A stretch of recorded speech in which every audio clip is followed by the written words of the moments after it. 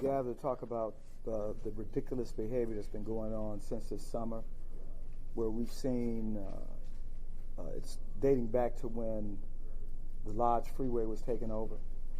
And last night, it was I-94 at the I-94 West at Trumbull. And so there was, as all of you know, a social media post that depicted a large group of individuals blocking traffic on our freeway. This is not acceptable. Then there was what appeared to be a late model Camaro at some point in a video, possibly red or orange with dark tinted windows, aftermarket rims, black gas cap, unknown license plate. Typically what they're doing now is they're covering their license plates with a message to the DPD. Certainly for your viewers and listeners, I'm not going to tell you what that message is, but the message is despicable. But here's my message to them. We are going to find you. And when we do, we're going to arrest you and we're going to seize your vehicle. Now, the criticism we had dating back from the Lodge was that they felt that the department could spend their time engaging in other activities to abate violent crime. What they're doing when they take over a freeway, what they're doing when they engage in this, what's called this 360 activity, is a danger to public safety.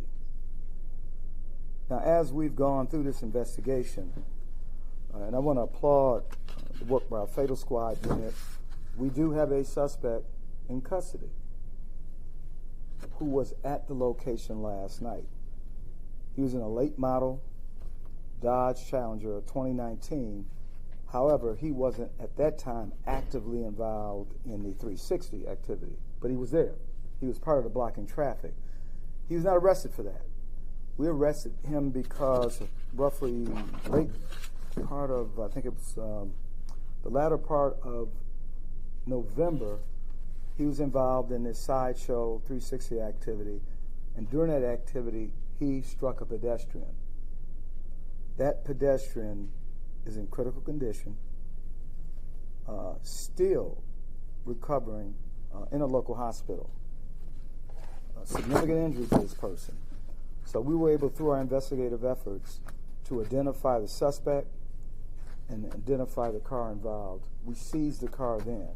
He has since gotten the car back, and he was out once again last night. But we were able to make one arrest, and that person has been arrested for a 2-count felony.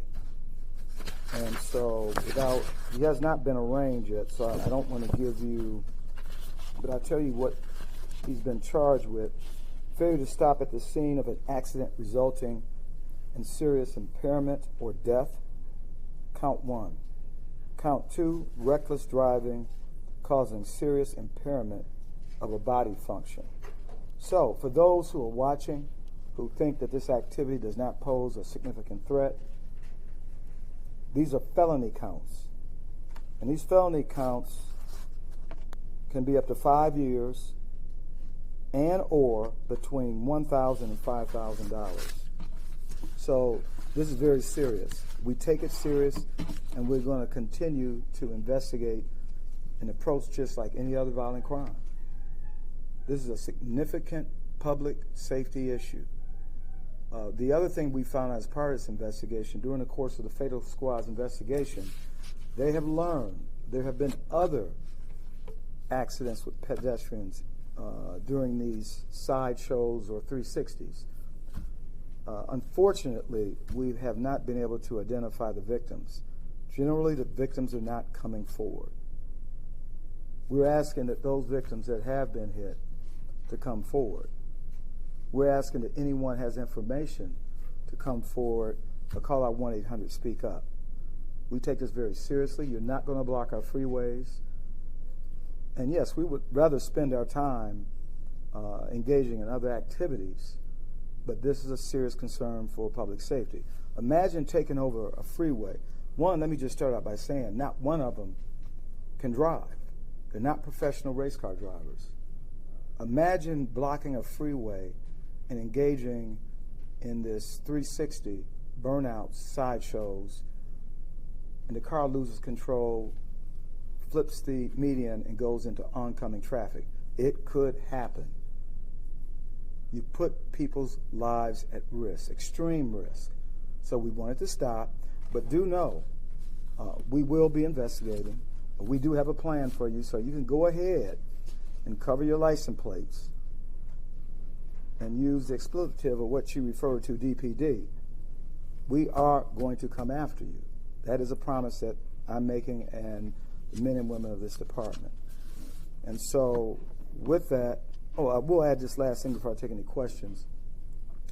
In terms of where we are with this investigation, we have a pretty good lead on that red or orange Camaro. What we've preliminarily learned is that this person resides outside the city of Detroit. So you reside outside of the city of Detroit, just like what we found earlier in the year.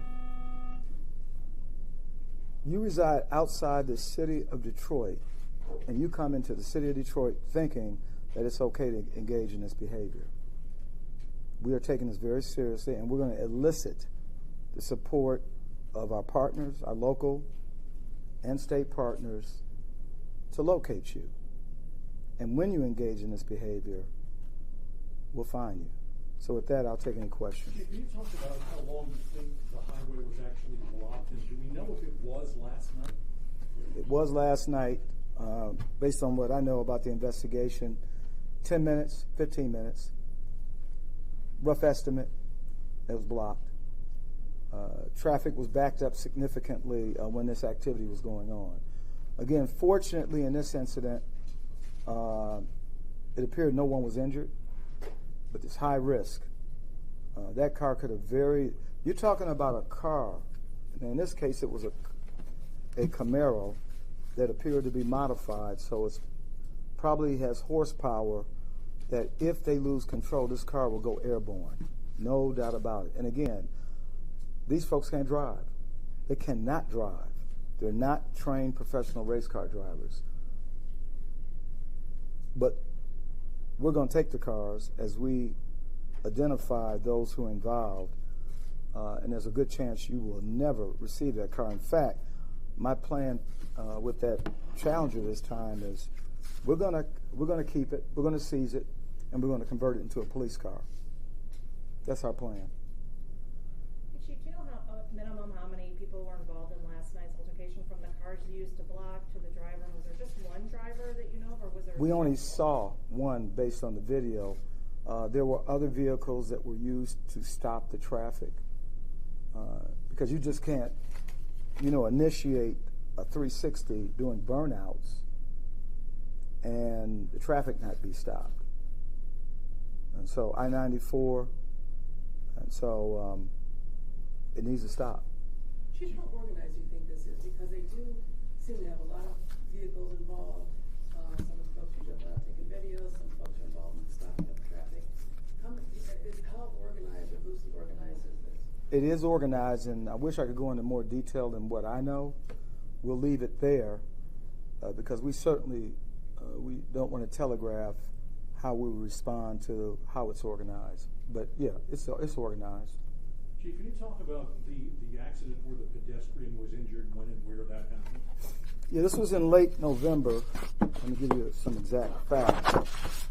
This is tragic, actually. But the good news, through the great work of our investigators, relentlessly following up, they identified both the car and who drove the car. Now, the person driving the car is not the registered owner. So in this instance, registered owner did get the car. He seized it, but he did get the car returned. So again, the car was described as a 2019 Dodge Charger. This happened on November 10th of this year, 6 p.m. At Rosa Parks and Ferry Parks. What's 2nd Street? Ferry Park.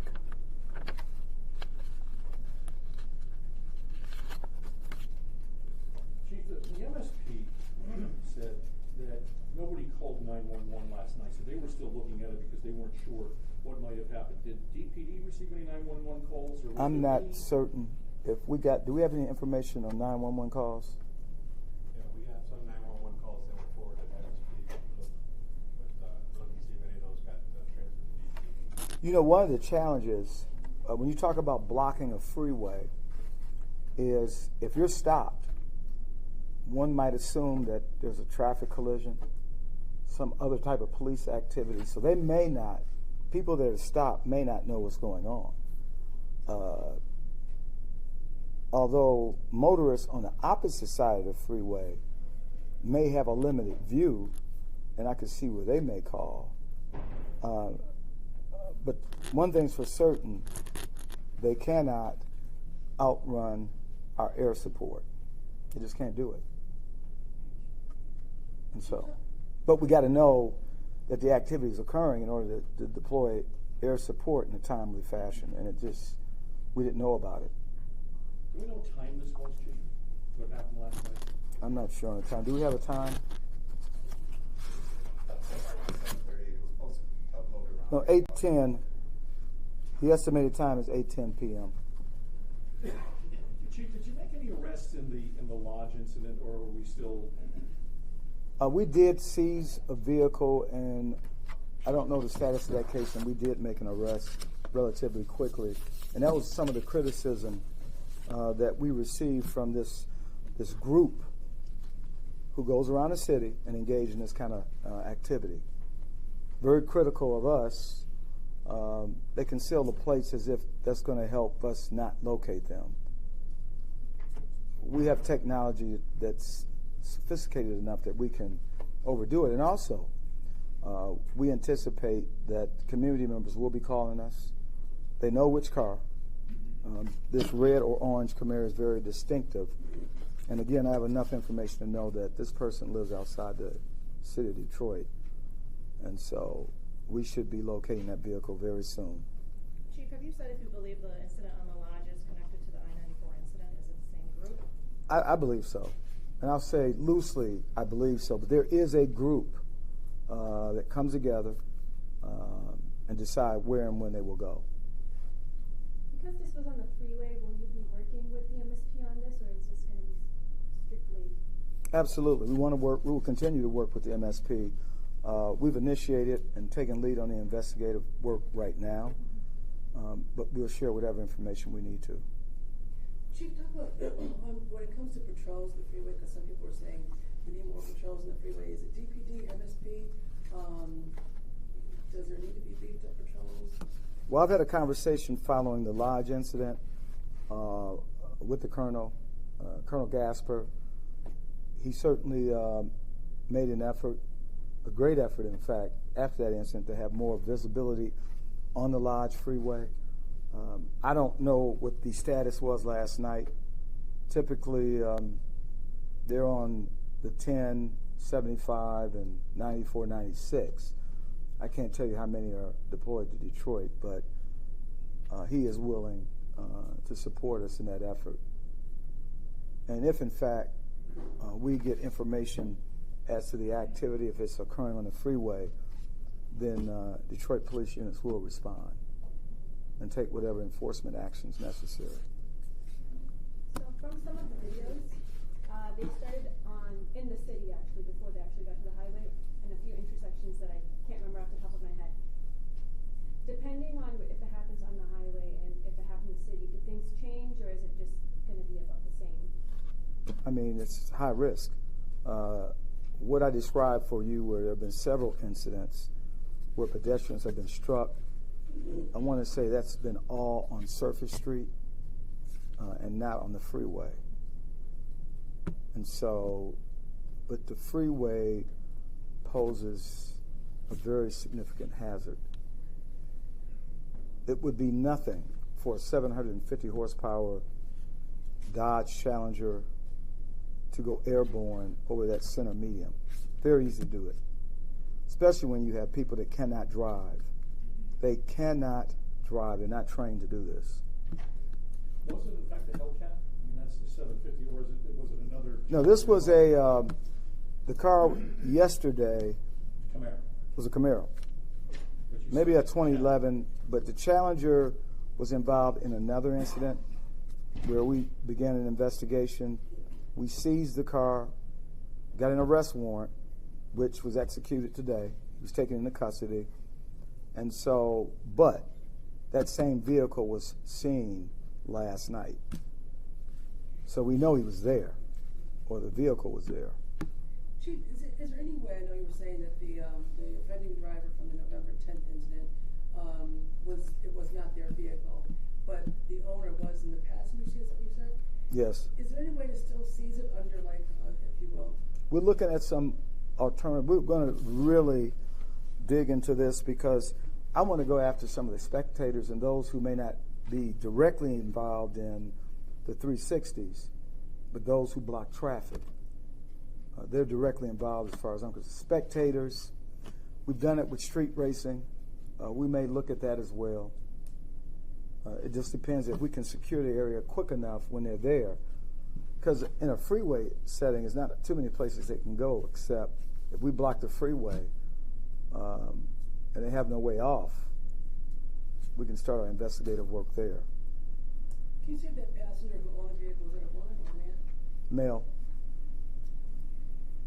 Would you be able to arrest the passenger as well, or would that be found out what, like, in any of the cars if there's a passenger? At this point, we don't have a warrant naming him. You know, he was a passenger. Wasn't driving his car. You know, I guess one could argue he should be held accountable as well. It's his car, and he allowed this person to engage in this kind of behavior. They robbed a bank. Right. So this is a new area. This sideshow activity is relatively new. But I think they find it very exciting to take over a local freeway system and then post it on Facebook. It's not exciting. It's very dangerous. It's a public safety disaster waiting to happen. And so, again, to the critics who say we could be doing better things, this is the right thing to do. And we're not going to let it go.